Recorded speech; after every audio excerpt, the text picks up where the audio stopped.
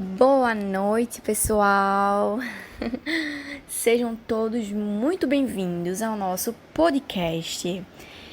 Então, dando mais uma continuidade para a fala muito bem colocada de Janilson, agora me adentro um pouco, com mais algumas informações para vocês, mais algumas questões pertinentes sobre esse livro, esse capítulo que a gente ficou, muito interessante, que fala um pouco sobre as diferenças, que falam só um pouco sobre as rivalidades que existem, que sempre existiu, E que traz uma pessoa muito, muito especial, que se chama Pierre Bourdieu.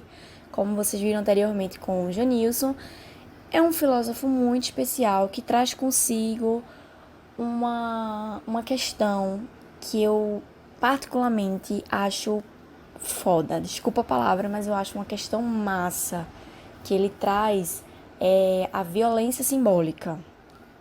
E nesse capítulo, onde a gente vai trazer a questão da escola e dentro do âmbito escolar, toda essa diferença que existe, seja ela cultural, seja ela linguística, de escolarização, escolarização, seja ela de diferença financeira, diferença, enfim, de costumes, ela é vista como uma deficiência, como algo que tá errado, como algo que não é puro, que é algo impuro, que é algo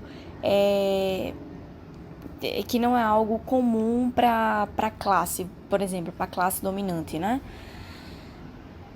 E aí, Janilson até trouxe um trechozinho no começo, que os dominados, a grande massa dos dominados, eles ficam naquela dualidade, entre pensar que era pobre, mas na verdade não era pobre, Ele era um necessitado, como ele fala na fala anterior. Aí disseram, que ele tinha aquilo que ele fazia era autodefesa. Aí, na verdade, não era. Era uma deficiência que ele tinha.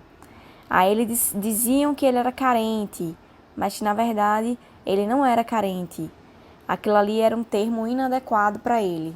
E aí no final de tudo, de tantos nomes que ele levava, de tantas colocações que tinha, no final ele tinha na verdade um grande vocabulário, E aí nesse sentido, a gente vai trazer aqui, eu vou trazer o capital linguístico e escolarmente rentável. A gente vai trazer a unificação tanto do mercado econômico quanto do mercado cultural e linguístico, E aí, dentro disso, a gente pode observar algumas questões de bens, A gente pode observar que existe, dentro desses bens simbólicos, existem valores, usos, costumes, linguagens que são próprias dos grupos econômicos. É como se fossem, eles são os detentores da linguagem erudita, por exemplo. O que Pierre traz muito é essa violência simbólica, algo que para a grande massa dominada, aquilo não existe, eles não têm acesso a essa cultura erudita e eles veem essa diferença, eles sofrem, têm essa violência simbólica a partir do momento que eles chegam na escola. E que a escola também vai ser tratada como uma reprodutora desses costumes, tá entendendo? A escola ela vai ser um mecanismo justamente de reprodução dessa violência. O professor, ele vai ter um papel na escola fundamental, um papel de inculcação dessas e perpetuação também dessas divisões de classes. E aí o texto ele vai trazer uma questão de rentabilidade econômica linguística, que a linguagem ela não tem uma rentabilidade boa quando não se fala de linguagem erudita, aquela linguagem que não é acessível, aquela linguagem que não é acessível para a massa, tá entendendo? Para a massa popular. Então, na realidade, o que a gente vê aí? Então, essa linguagem da massa, ela não é rentável para a classe, dominante. Ela não é rentável, não tem uma rentabilidade econômica. Então, a gente vê que as diferenças linguísticas, essa grande diferença linguística que o texto traz, na verdade, é uma opressão. É uma opressão que a língua, ela sofre. Essas diferenças linguísticas sofrem. E aí a gente volta para aquela ideia, né, de que isso é uma deficiência, né? Que a língua, pelo fato de ser diferente, eles tratam como uma deficiência, né? Que existe essa deficiência aí, essa diferença. E a escola, ela não a solução não está na escola, na verdade. A solução não é a escola, né? Porque se existe já tem essa perspectiva dessas diferenças de classes. Então, o problema, quando chega na escola, o problema na verdade já existe, a escola só legitima. O problema ele já existe, já está iminente à sociedade. Quando chega na escola, ele simplesmente o aluno é legitimado, entendeu? Então, o problema, grande problema que já existe dessa estratificação social, de divisões de classe na sociedade, já existe, tá entendendo? Ele só chega já, bom, pro aluno. O aluno chega, aqueles alunos que têm uma posição muito boa, tá dentro de um âmbito muito bem favorável, que tem aquela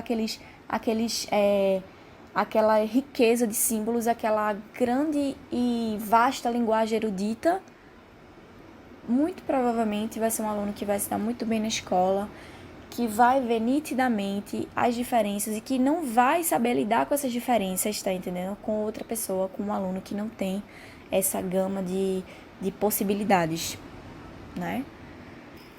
E, infelizmente, o reforço disso vai se dar por questões de discriminação. O reforço disso vai ser o não querer estar junto, a discriminação, de fato, e além de não ter, e além dessa questão de discriminação, vai gerar uma grande divisão, né? Que já, na verdade, já existe dentro da escola, vai se ter essa divisão aí, e gerando falta de possibilidades, falta de oportunidade para esses alunos que vão entrar. Você tá entendendo? E é muito complicado falar isso porque isso já é algo que não é da escola. E a gente ainda tem um agravante que é o professor, que hoje, infelizmente, ele ainda é visto como detentor de informações e ele sendo manipulado pelo sistema para trazer para os alunos, para aqueles que têm já a possibilidade de entender aquela inculcação, né? Do que é erudito, do que é uma linguagem que só eles entendem e que para os demais que ficam à margem não tem possibilidade de chegar nem perto desse conhecimento. E isso é o que mais pesa na relação, sabe? Da possibilidade do aluno poder se mostrar ser alguma coisa. Porque se ele não tem possibilidade, se o aluno chega na sala de aula e ele não entende aqueles códigos que o professor transmite, como é que ele vai se relacionar? Como é que eu chego numa sala de aula e eu falo português, eu vou aprender o professor tá ali dando aula e ele tá falando russo? Impossível. É algo comprovadamente impossível de eu conseguir entender os códigos que ele tá utilizando. Então, é como se fosse não, é uma educação reta, em linha reta, linear. E isso não existe, tá entendendo? Porque assim, eu particularmente acredito muito que não existe só um tipo de inteligência. Não existe só aquela pessoa que, inteligência matemática, inteligência... Não existe só uma inteligência. Aquela pessoa é inteligente, aquela pessoa é esforçada. Não. Eu acredito que existem diversas inteligências no mundo. Existe a inteligência lógica, existe a inteligência linguística, a inteligência musical, a corporal, a interpessoal, a introspectiva, a espacial. Existem vários tipos de inteligência no mundo. O que falta, na verdade, o que na realidade existe aí, é a falta de oportunização. É você dar a oportunização. Porque tem pessoas que não têm habilidades com determinadas coisas, mas têm habilidade com outras. E o que falta realmente é a oportunização, a inserção. Acho que a palavra certa é essa, né? Né, meu amigo Janilson? Acho que é a inserção desses alunos nesse meio, tá entendendo? De poder entender e quebrar esse paradigma de educação erudita, tá entendendo? Quebrar essa violência simbólica, porque isso é uma violência para os alunos, porque eles estão sendo tratados de forma desigual. Porque eu, muitas vezes, eu como experiência própria, já tive uma sala de aula que eu não entendia nada do que o professor estava falando. Como tinha outros alunos que já tinham pais muito bem escolarizados, muito bem formados e que entendiam muito bem aquilo que estava sendo dito. Aquela forma de falar, aquela forma de linguagem estava sendo muito bem ouvida, estava entrando muito suavemente. Enquanto para mim estava tudo errado. Para mim não estava entendendo nada, eu estava enrolando cada palavra que ele falava na minha cabeça.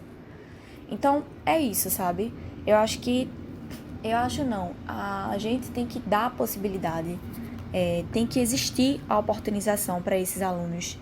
A inserção desse conhecimento que existe, porque as pessoas elas nascem às vezes com dom, às vezes não, às vezes se encontram na vida. E é isso.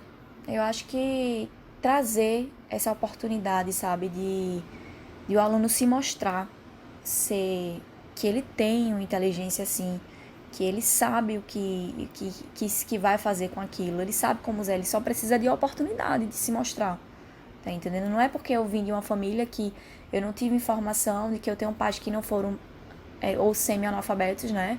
Ou analfabetos funcionais, ou não são alfabetizados, que eu não posso ter a possibilidade de ter uma oportunidade ou de entender algo que o professor fala na sala de aula. Eu acho que a linguagem ela precisa ser plural. Eu acho que está muito distante ainda do professor entrar na sala de aula e ele conseguir ser plural com todos os alunos, para que todos consigam entender da mesma forma. Tá entendendo? E é isso, acho que a deixa é essa, sabe? Dessa questão social, de que existe uma pluralidade, não existe uma coisa linear. É mais plural do que se pensa.